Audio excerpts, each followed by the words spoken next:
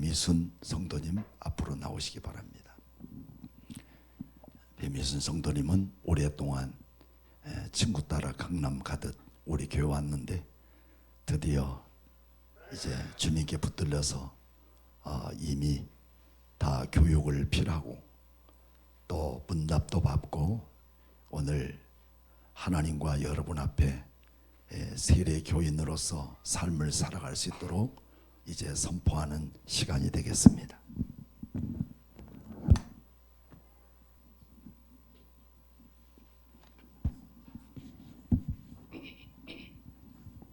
우리 잠깐 좀 자리에 앉아주시면 이 앞자리에 앉아주시면 우리 배미순 씨는 앞으로 오셔서 세례는 우리 그리스도와 접붙임과 또 주님께 합한 표와 인치시는 것이 세례입니다. 세례를 받고 하나님의 교회에 입교하고 있는 우리 배미순 성도에게 당에는 은혜 받은 일에 대한 경력과 그리스도를 받는 일에 살펴서 세례 교인으로 세우는 일을 합당하게 생각하여 이제 엄숙한 세례 문답을 할 때 오른손을 드시고 예라고 크게 대답해 주시면 되겠습니다. 세례 문답하겠습니다. 오른손을 들어주시고 지금 얼굴이 하얗습니다. 겁이 잔뜩 먹어가지고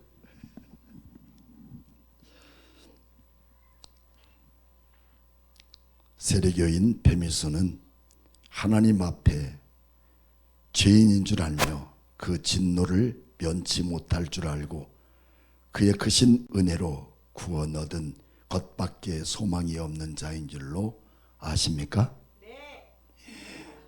그 얼굴이 하얀데 또 목소리는 크네.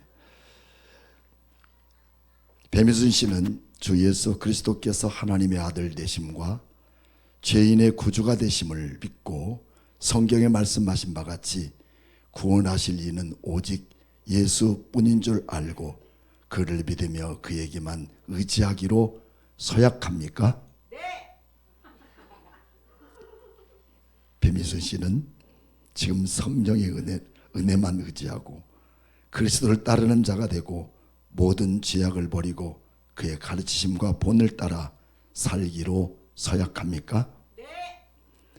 배미순 씨는 교회의 의무와 권리를 바르게 행사하며 교회에 관한 지리를 복종하고 성결과 화평으로 교회의 덕을 세우는 데 힘쓰기로 서약합니까? 네.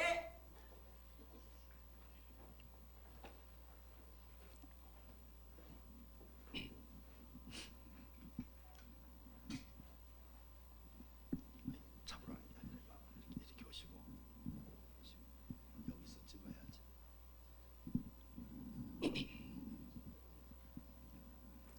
떨려요. 빨리 보내주세요.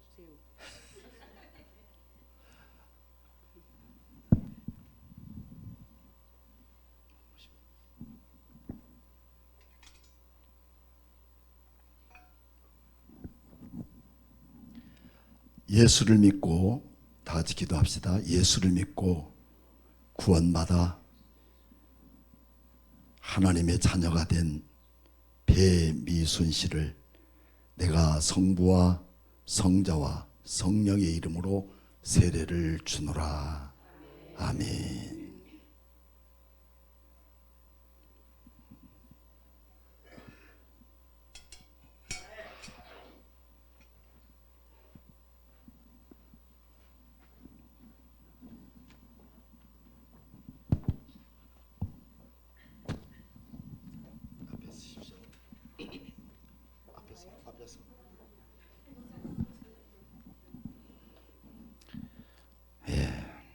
배미순 씨는 지금부터 대한예수교 장로회 예일교회 세례 교인이 된 것을 성부와 성자와 성령의 이름으로 공포하노라. 아멘. 꽃다발 주십시오. 또 친구가 꽃다발도 준비해 주시고. 예, 감사합니다. 들어가시 됩니다. 감사합니다. 덮어주시고.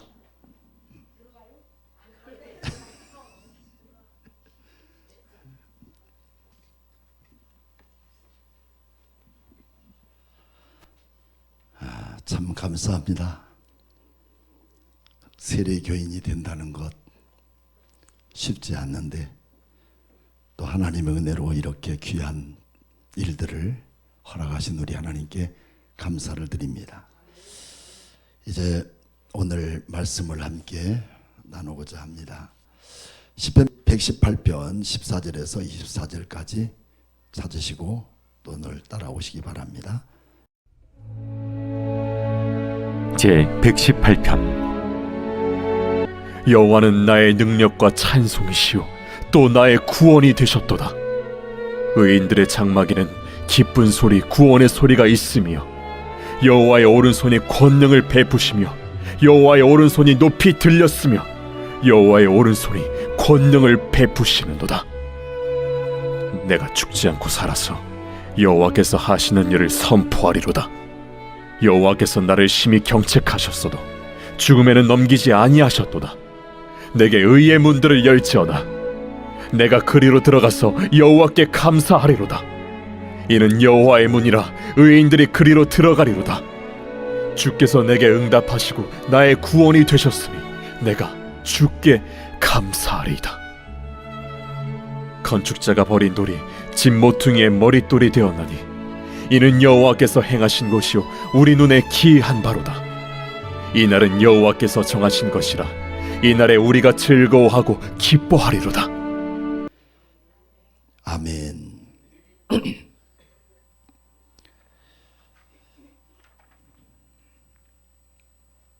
오늘 말씀은 톱니우스라고 하는 제목을 잡아왔습니다. 모든 뉴스 중에서 톱니우스는 매우 중요한 소식을 전하는 일입니다. 요즘 TV를 시청하기 위해서 TV를 켜면 새로운 톱니우스가 빨간 글씨로 반영이 되면서 우리의 가슴을 먹먹하게 만듭니다. 그것은 세상 소리, 세상의 톱니우스죠. 거기에는 정치적 패러디나 또 전쟁 이야기들로 가슴 아프게 만듭니다. 정치도 전쟁도 모두가 비극입니다. 더 나아가서 비인도적이며 행복한 가정이 한 방의 미사일로 온 가족이 산산조각이 나고 온 국민의 가슴 속에 슬픔을 가져다주는 무서운 비극이 비인도적 가운데 지금도 수없이 우리 주변에 일어나고 오늘 아침에도 일어나고, 이것이 한 나라 한 국가만이 이루어진 것이 아니라 우리나라도 호시탐탐 북한은 남침의 도약을 멈추지 않고 있는 이 불안한 시대 속에서 톱니우스를 기다리고 있는 이 시대일 것입니다. 얼마 전 제가 알고 있는 어느 사랑하는 가정 안에 무서운 일이 생겼습니다. 아이들이 아파트 옥상에 올라가서 놀다가 그만 한 아이가 아파트 밑으로 추락했던 사고.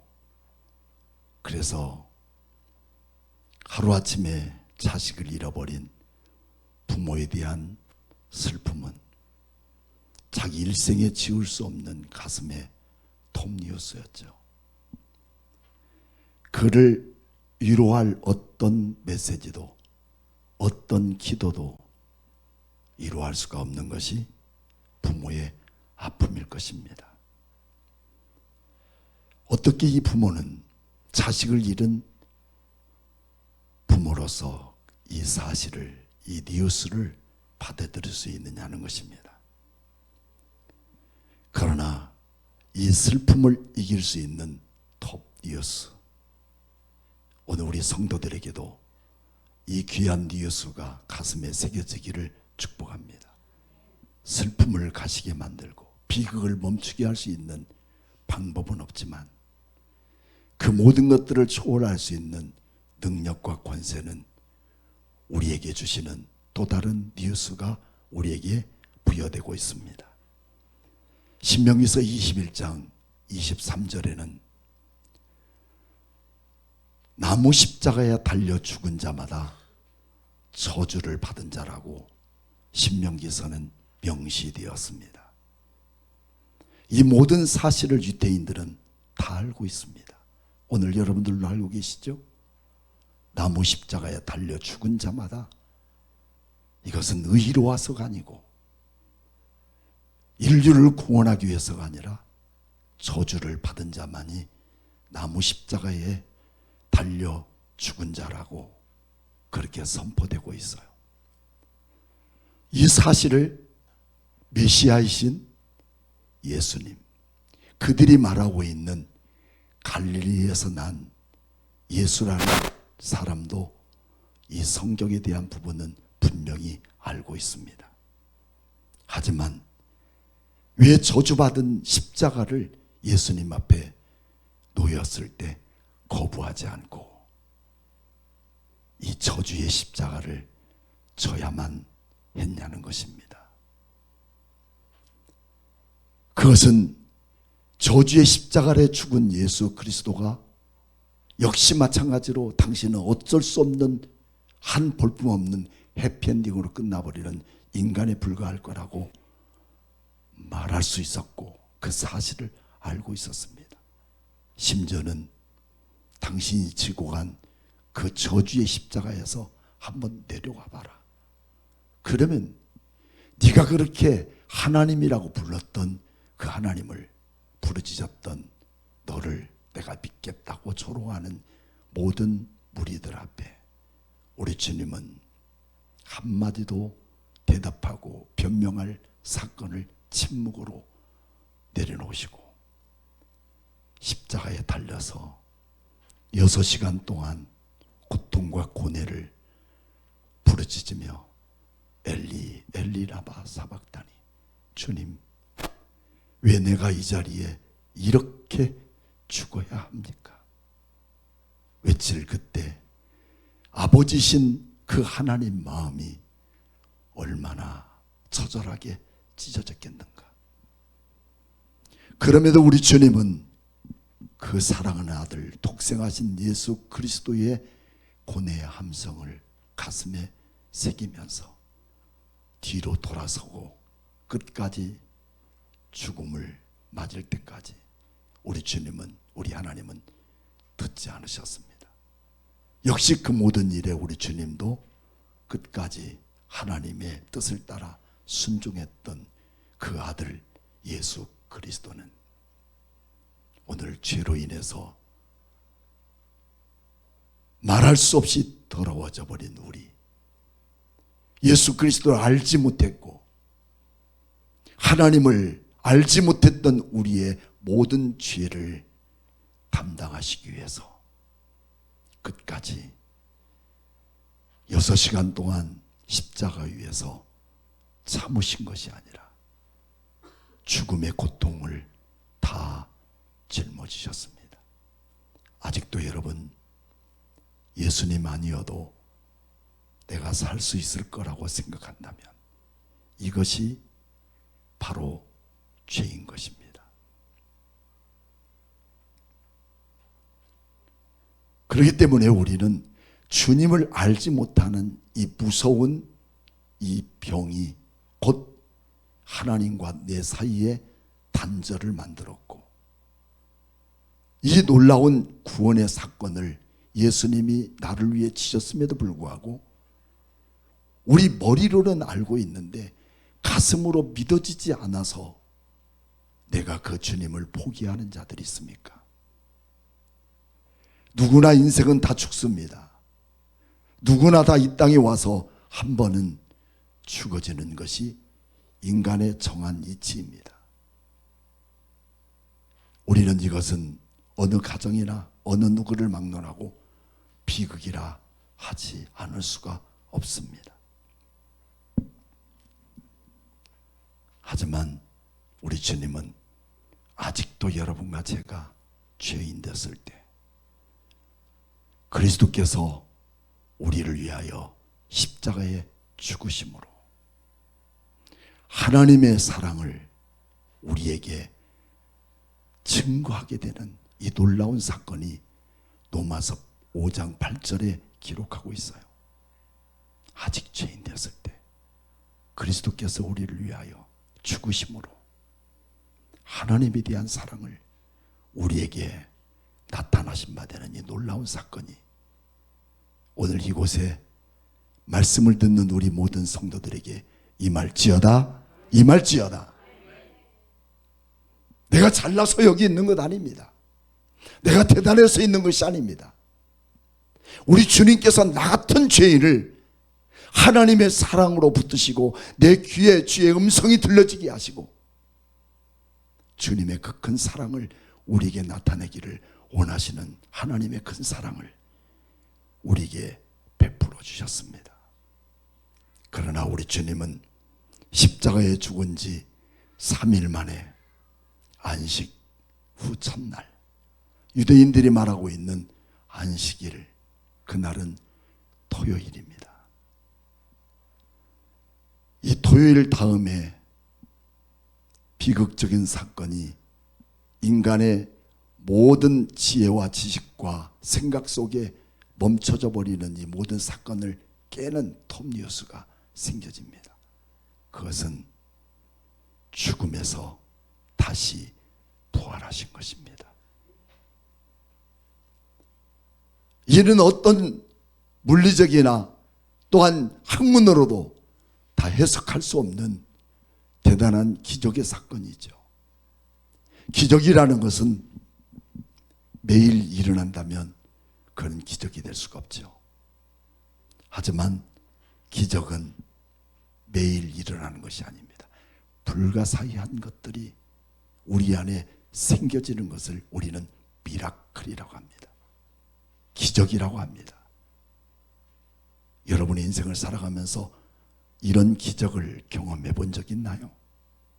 죽은 사람이 살아나는 일 말입니다. 절망과 비극적인 아픔과 고통, 그것 때문에 평생을 가슴앓이 병을 갖고 살아가는 그런 가족들에게도 이런 기적이 일어났냐는 것입니다. 하지만 우리 주님은 그런 가족들에게도 죽음으로 처절하게 영원히 지옥 갈 수밖에 없는 우리 인생들에게 다시는 그 지옥의 멍에에 우리를 붙들어 매지 못하도록 죽음을 이기시고 그들이 주장했던 안식일 다음 날에 우리 주님은 무덤에서 부활하시고 우리에게 생명을 주셨다는 사실을 오늘 성경에 분명히 명시해 주고 있습니다. 여러분 14절 한번 다시 한번 눈으로 보시기 바랍니다. 여호와는 나의 능력과 찬송이요 또 나의 구원자가 되셨도다. 그분은 못할 일이 없어요. 어떤 분이 저에게 묻습니다. 죽어서 다시 부활하면 어떤 모습으로 내가 부활합니까? 어떤 사람은 교통사고 나가지고 흔적도 없이 시신이 사라져 버렸는데 우리 주님 오시면 어떻게 어떤 모습으로 부활할 거냐고 그렇게 묻습니다.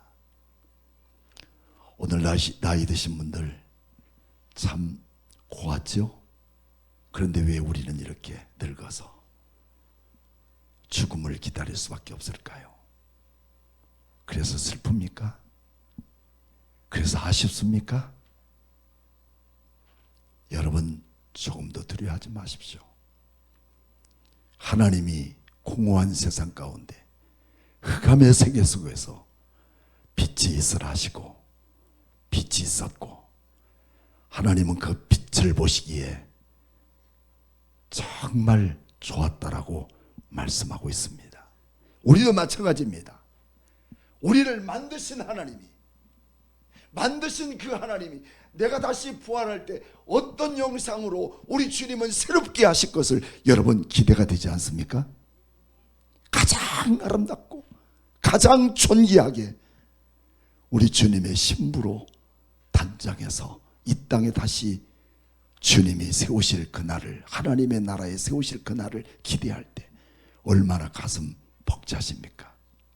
우리는 외형적인 모습 속에서 어떤 모습으로 다시 부활할 거냐보다 이미 우리는 부활한 주님의 백성이 될 때에는 이 땅이 아니라 영원한 새하늘과 새 땅에서 우리 주님이 통치하시고 다스렸던 그 놀라운 능력이 다시 우리 안에 회복되어서 평생토록 영원토록 주님과 함께 왕노릇할 것이라고 이미 요한계시록 21장과 22장에 기록된 것을 여러분은 믿으십니까?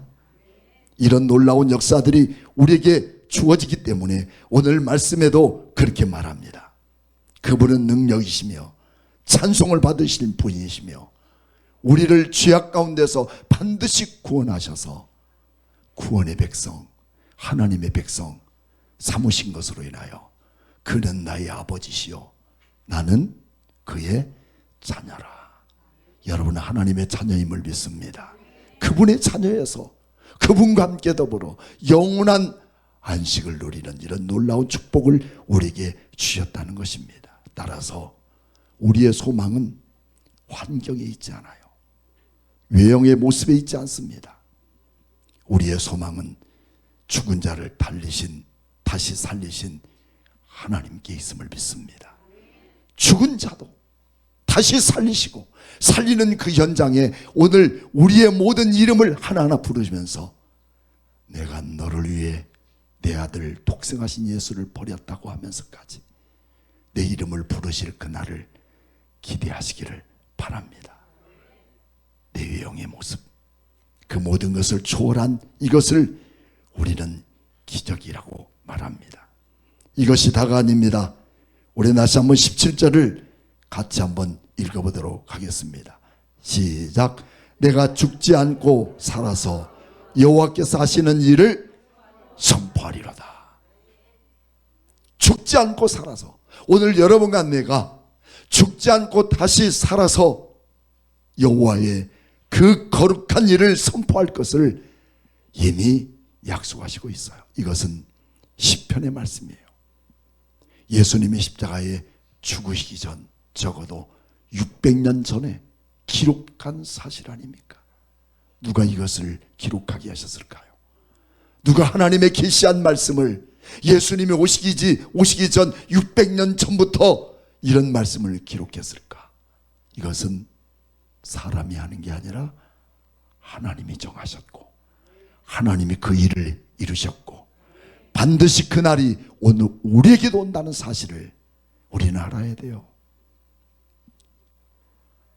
무한하지도 않는 우리 유한한 존재들이 100년도 살지 못한 우리가 예수님의 이 십자가의 사건과 부활의 사건이 600년 아니 몇천 년 전부터 하나님이 계획하신 일을 우리가 어떻게 부정하고 내가 알고 있는 지식으로 그럴 일이 없다고 말할 수 있는 자가 누가 있겠습니까?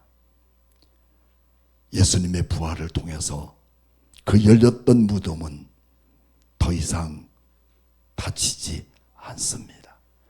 여러분의 죽음도 마찬가지입니다. 다시 내가 한 번 죽은 것으로 더 이상 그 문은 닫히지 않습니다. 여러분들도 예수님이 부활한 것처럼 여러분들도 부활할 줄로 믿습니까? 이것이 부활의 신앙입니다. 내가 저주받을 자리에 있을지라도 나를 사랑하신 그분이 나를 부활의 주님을 만나게 하셨으므로 나는 다시 저주의 자리에 있지 않고 나는 부활의 영광스러운 그 주님과 함께 그 나라에서 함께 만날 것을 믿는 이 믿음의 신앙이 부활의 신앙이에요.